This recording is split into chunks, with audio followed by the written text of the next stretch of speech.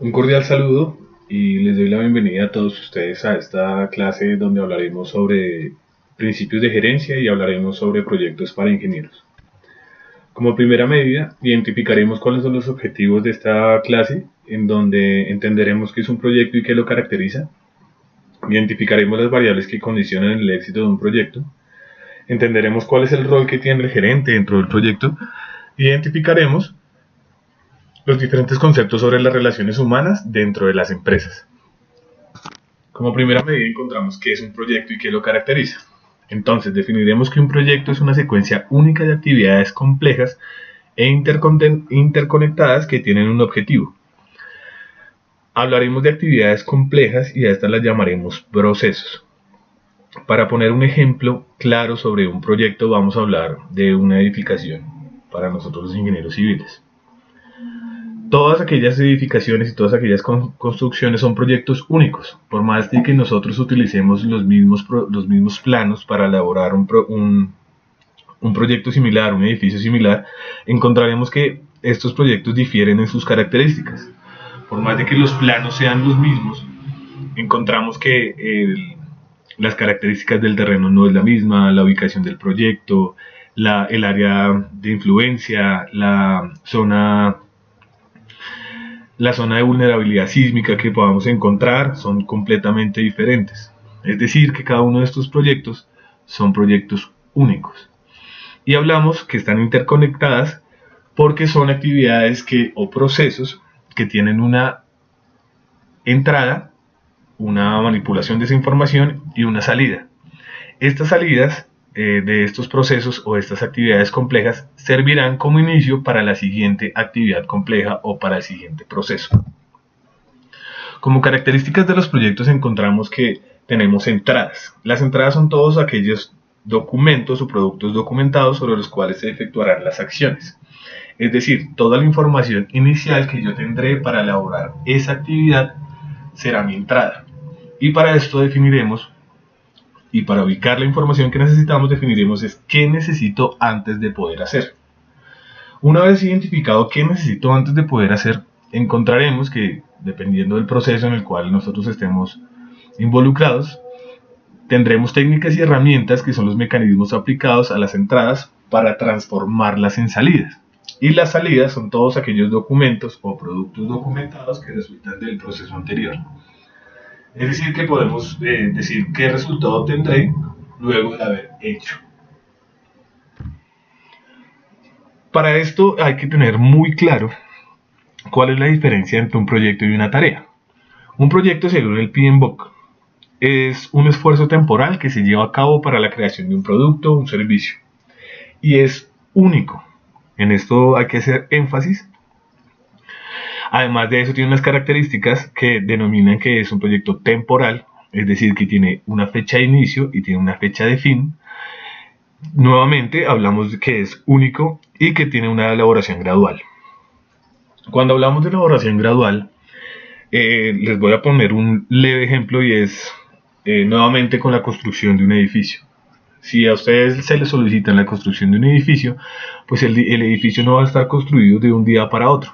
El edificio requiere de unas actividades que están interconectadas para poder llegar al objetivo que es la construcción de ese edificio.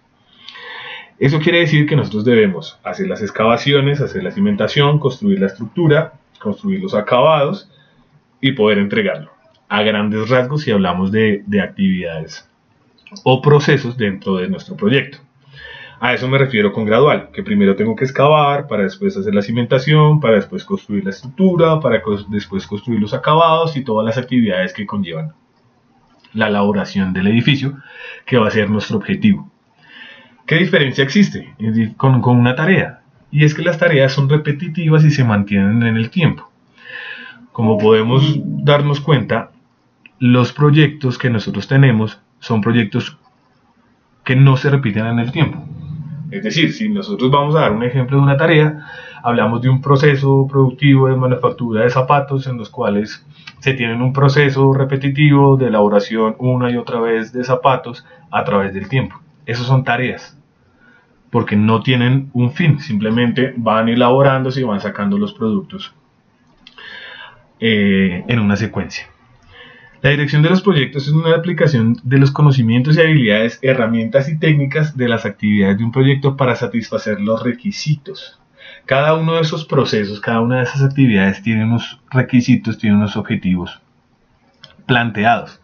Es necesario cumplir con esos objetivos para poder seguir en la siguiente actividad. Es decir, necesito cumplir con la completa actividad de excavación para poder realizar la construcción de mi cimentación. Una vez construya mi cimentación, puedo construir la estructura. Una vez construida la estructura, puedo empezar a construir los acabados y así.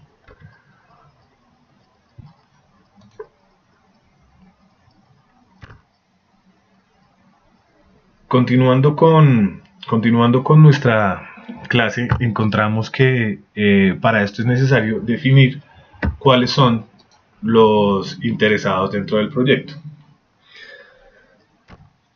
Para definir los interesados dentro del proyecto vamos a hablar de un concepto que hemos venido tocando desde el principio de la clase y es sobre los stakeholders. Los stakeholders son aquellas personas que interactúan en los proyectos. Como habíamos hablado desde el principio, los stakeholders son todas aquellas personas interesadas dentro del proyecto. Todas aquellas personas que están comprometidas con el proyecto, es decir, todas las personas que se involucran dentro del proyecto.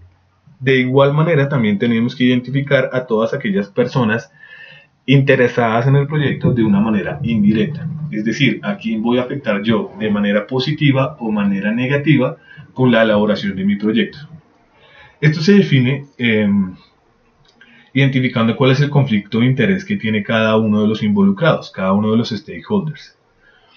Hay que identificar cuáles son los intereses que tienen los propietarios, cuáles son los intereses que tiene el gobierno en la elaboración de mi proyecto, cuál es el interés que tiene la elaboración o construcción de la tecnología que voy a utilizar dentro de mi proyecto. Y todo esto se espera es para llegar a identificar a todas aquellas personas involucradas.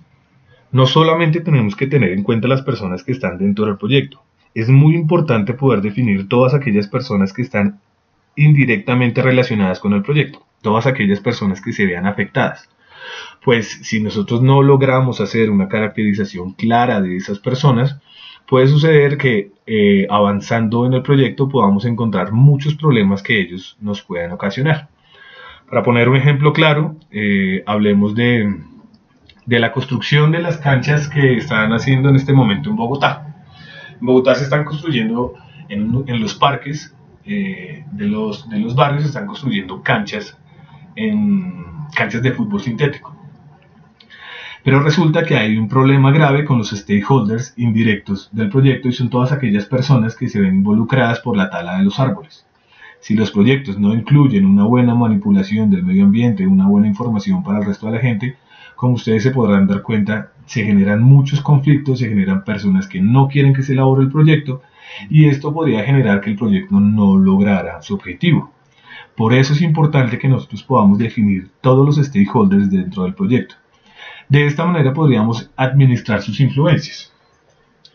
¿A qué me refiero con esto? Con administrar sus influencias. Me refiero a que nosotros podemos encontrar que hay una influencia muy marcada y es una de las influencias muy grandes sobre los gerentes o los sponsors del proyecto. Sponsor me refiero a las personas que están invirtiendo en la elaboración de ese proyecto. La influencia que ellos tienen dentro del proyecto es muy alta. Por ende es muy importante que podamos definir que el objetivo cumpla con las expectativas que tienen ellos, sin demeritar que hay otras personas que están involucradas dentro del proyecto que tienen otras expectativas, pero hay que dejar un tema muy claro y es que no podemos quedar bien con todo el mundo, porque quedar bien con todo el mundo es garantizar el fracaso. En el marco estratégico encontramos que existe la definición de la matriz DOFA, la cual les pido por favor que si alguno de ustedes no conoce cuál es la matriz DOFA de un proyecto, le pido por favor que lo investigue, que defina muy bien cuáles son los conceptos que tiene esta matriz. pero en el marco estratégico de la elaboración de nuestros proyectos, encontramos dos aspectos muy importantes que hay que definir desde el inicio. Y esto se refiere a la misión y a la visión que tenemos dentro del proyecto. La misión de una empresa es una declaración o manifestación duradera del objeto, propósito o razón de ser de una empresa. Es decir, que nosotros vamos, mediante la misión, a generar el camino por el cual vamos a llegar a la visión que tenemos. La misión es el camino que yo voy a recorrer para llegar al objetivo grande, a grandes rasgos que tenemos dentro del proyecto, y en este caso llamaremos la visión. La visión de una empresa es una declaración, una manifestación que indica hacia dónde se dirige una empresa o es aquello en lo que pretende convertirse en el largo plazo. Establecer la visión de una empresa nos permite enfocar nuestros objetivos o enfocar nuestros esfuerzos para llegar a la conclusión y a los objetivos satisfactoriamente. Es decir, que la misión, y haciendo una recopilación de esto, la misión nos va a dar el camino para llegar al objetivo a grandes rasgos de la empresa, que será la visión que nosotros definiremos. Dentro de las empresas encontramos que hay estructuras organizacionales por funciones, la cual la vamos a definir de la siguiente manera.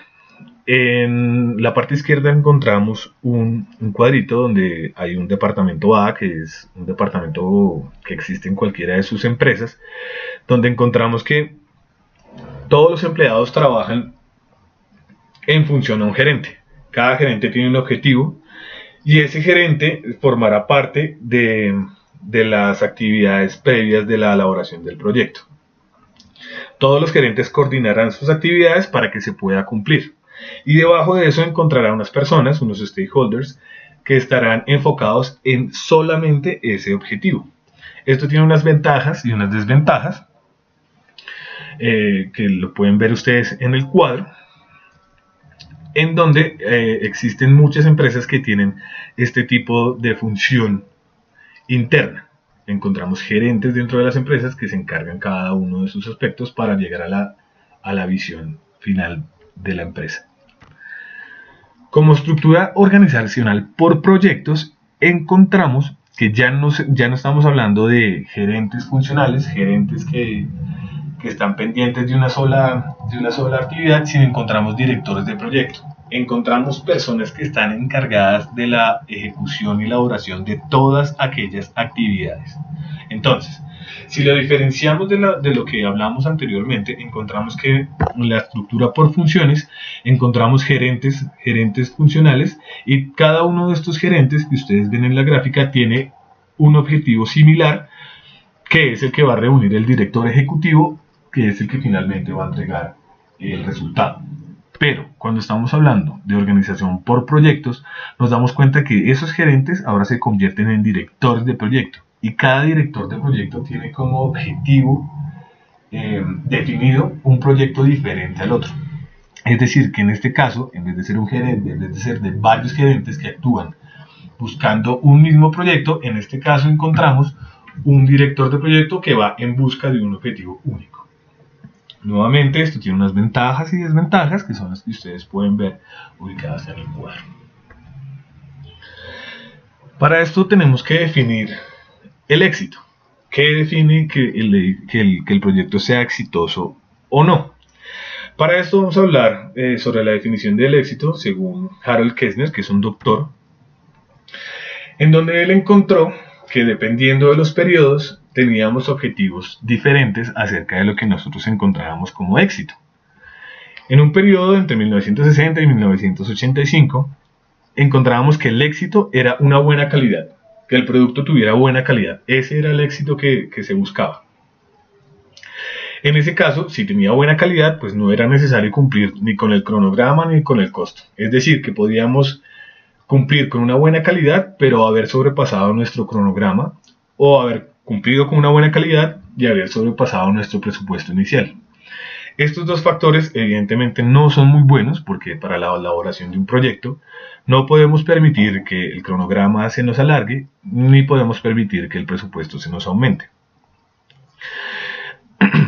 En el caso del periodo del Renacimiento, como él lo llama, que va desde el año 85 hasta el año 93, estamos hablando que en este caso ya la calidad, no vamos a hablar de la calidad del producto, sino la calidad del proceso.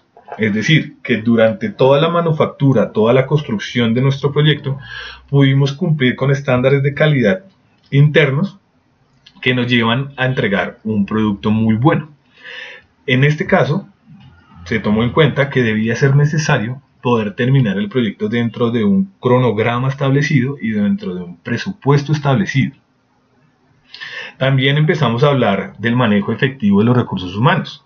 En este punto es donde nos empezamos a dar cuenta que es muy importante tener en cuenta todos los stakeholders del proyecto para poder llegar a una fase que es en la que nos encontramos el día de hoy, que es donde ya empezamos a definir que para que un proyecto sea exitoso debe cumplir con 3 aspectos muy importantes dentro del proyecto, que es el alcance, el cronograma, que en este caso será el tiempo, y el costo.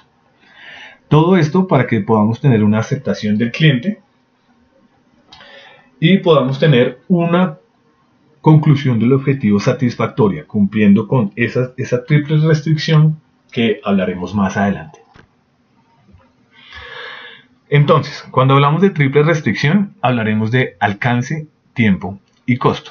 Es importante que para definir el éxito podamos tener la satisfacción del cliente y la satisfacción de los stakeholders cumpliendo con nuestra triple restricción.